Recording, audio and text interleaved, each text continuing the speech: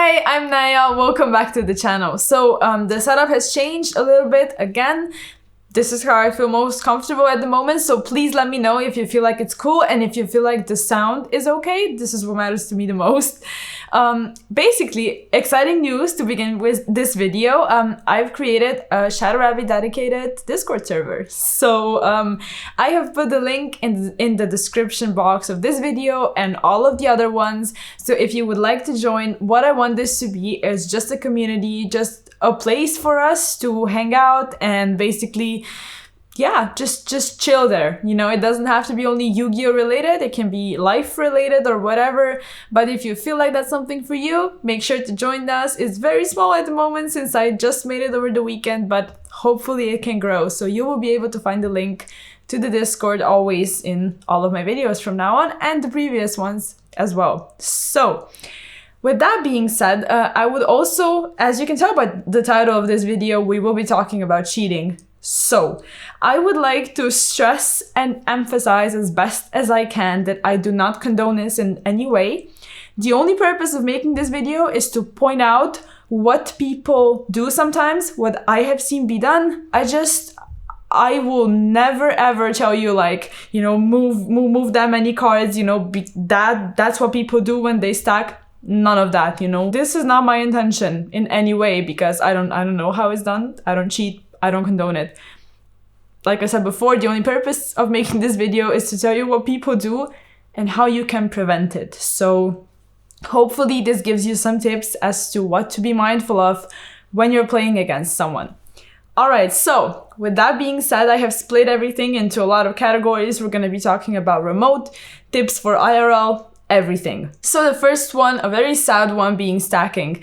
People like to do several things. Stack your hand, stack their hand, stack their draws, their mills, whatever.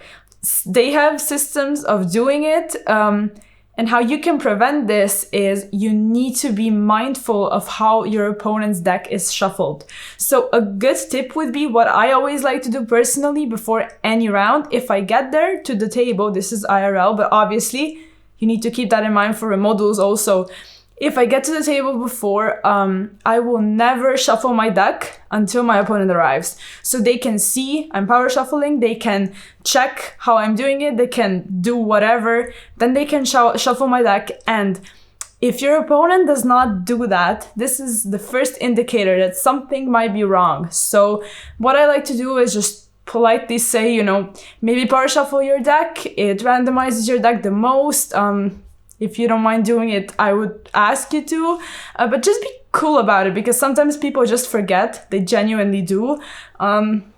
However, if they say that they don't feel like it, that they don't want to, something might be shady. This is not sharking. This is not weird behavior. It's just a way to protect yourself because at the end of the day, it's to their benefit since their deck is going to be randomized if they're, you know, clean, and it's to your benefit if they aren't. So there's that. When it comes to remote duels and stuff like this, is maybe pay attention to what they are doing while you are shuffling. So if I'm down there, you know, power shuffling, I will look at the screen at all times because they might think that I'm looking down since I'm shuffling, and because usually in remote duels you cannot see each other's faces. So then they might try something if they feel like I'm not watching. So look at the screen at all times, and also look at, sometimes people will like hold the top or hold the bottom card to put it somewhere. So make sure when they're riffle shuffling that they're actually properly doing it, moving all of the cards. So yes, when it comes to stacking and remote duels, obviously it's harder to spot. However, try to be mindful of that. And like I said, overall, just say to your opponent, you know, just power shuffle, please. It's sometimes, and I don't know all of these maths, so I will not be going into those numbers. But I've heard some cases of like, if you shuffle that many piles for that many cards and then do it all the way around, like people will stack that way. And it's just, what? You know, just when you're power shuffling, just do it as random as you can. Watch your opponent do the same, like legit 3 piles of 5 and 6 piles of whatever. Just do it as random as you can, basically. So yeah, I think we're done with stacking. I think I've gone on long enough about that. All right, so the next one is just going to be mindful of what your opponent does with their cards. So I think we've all heard like some stories of stuff being moved from the graveyard to the spell and trap card zone, stuff like that. Just watch where your opponent is like putting their cards, how they're touching their cards, because what people like to do, and not all of them maliciously, is they will have the banish pile next to their hand. So what I personally like to do, I put it over the graveyard so it's as far away from me as possible. My opponent can look at it at all times if they want to. Sometimes people will put it over here and have their hand over here. Not intentionally, but if they do this, and I feel so stupid, like always being like, oh, could you maybe please move the banish pile over here? And I don't want to sound like I'm trying to annoy someone. But like I said before, do it for your own benefit. Just kindly ask them to, and if they're cool with it, then you know they're clean. So yeah, what I've seen happen also, heard of happening, but it's from my husband, so it's a very legit story.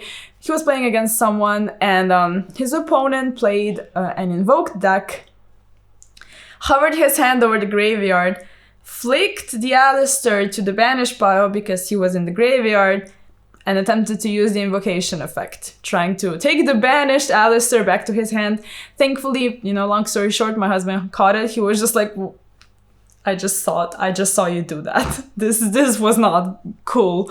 Don't do it. So yeah, stuff like this happens. Like, just look at your opponent's hands at all times, where they are, what they're doing. If we just stay on topic a bit longer when it comes to remote duels, however, obviously it's harder, and I will not get into the stories that we all know, because we mostly know them, about how people move the zones and take cards from out of where the camera can see it. It's just things that happen. Sometimes someone will have a draw or a cosmic cyclone or whatever ready to take it, because people could do that. Now, I've seen some stuff going down like that, and it's very hard to spot. So what you can do, what I like to do and what I would recommend doing is, if you take that's legit how I do it. I will take the camera as it's standing on books and lean it. Basically, I like to make it so it pans down on me, so they cannot see what's in my hand, but it feels like we're at an eye level. And I realized with remote duels, you cannot always do that. You cannot always achieve that setup. So try as best as you can so they cannot see your hand, but they can see everything around you. And you cannot demand from your opponent since their setup might be different, but try to, ask them if they could just move the camera a bit so you can see everything, because it's just, it's polite. If nothing else, it's polite that your opponent can see you're not doing anything shady. So be mindful of that also. And I've seen something like that happen before.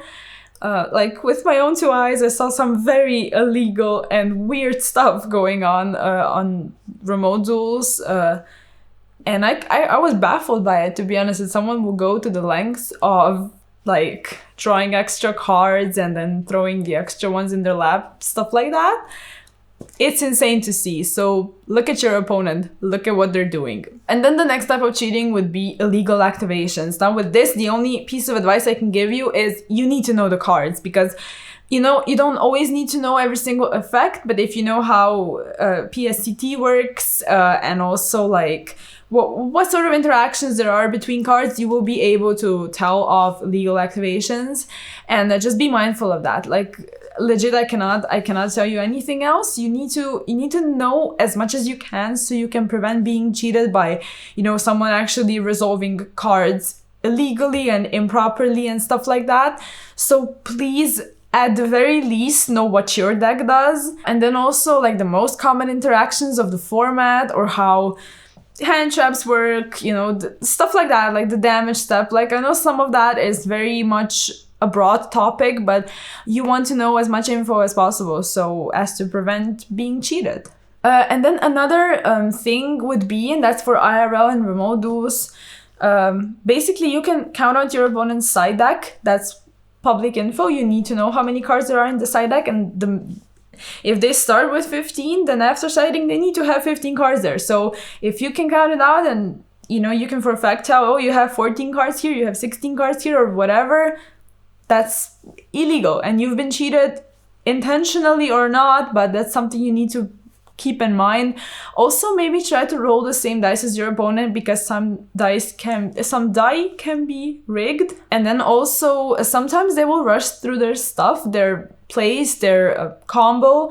And if you try to maybe stop them, you know, say, you know, I had something here, I had something to chain here, they will say, oh, you're too late, I've already moved on. And in reality, they've been playing so fast that you couldn't have had any interaction with them at that point in time. So, you know, make sure to tell your opponent to slow down. However, if they're playing too slow, now then we've come to stalling, and that's a topic on its own. Basically, I don't want to keep you any longer because this video has probably gone long enough, but people will try to go into time or maybe shark you if you're playing a bit too slowly because they want to rush so they can get to the battle phase or something like that. You cannot all of a sudden start slow playing, you know, after 40 minutes or 50 minutes on Remote Duel.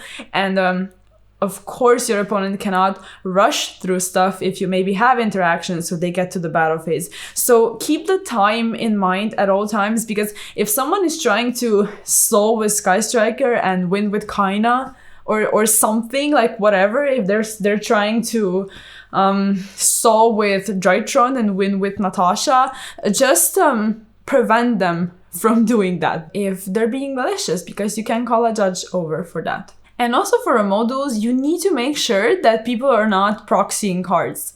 Now, I know it's silly to say that, but it probably does happen. Your droplet, I don't think is common, right? Can you like hold it to the camera and then it's a proxy. So just make sure if cards are like more expensive and you're suspecting that they look a bit weird, ask your opponent to show it to the camera.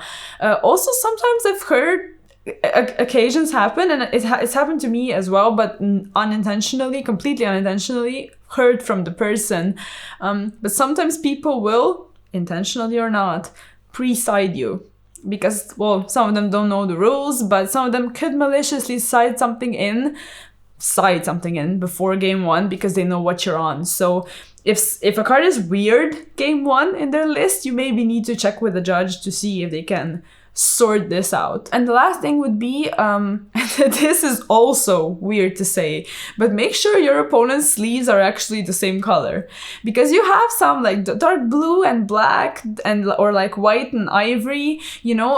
I've seen stuff like that happen, and it's insane that someone would in their right mind like take a different color sleeve and put like a good card in it, but it does happen. So I guess just look at your opponent's sleeves also while you're at it, you know, looking at them for any type of cheating they may attempt to do.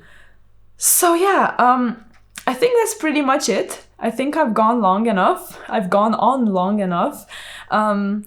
Hopefully this gives you some insight as to how you can prevent cheating, because I would truly advise you to be as mindful as you can. I genuinely despise cheating. I think it's horrible. I think it's just disgusting to do that. So if I can help in any way, shape or form to say to you, like, make sure how your opponent shuffles, make sure to ask them that they pan their camera so you see them, stuff like that.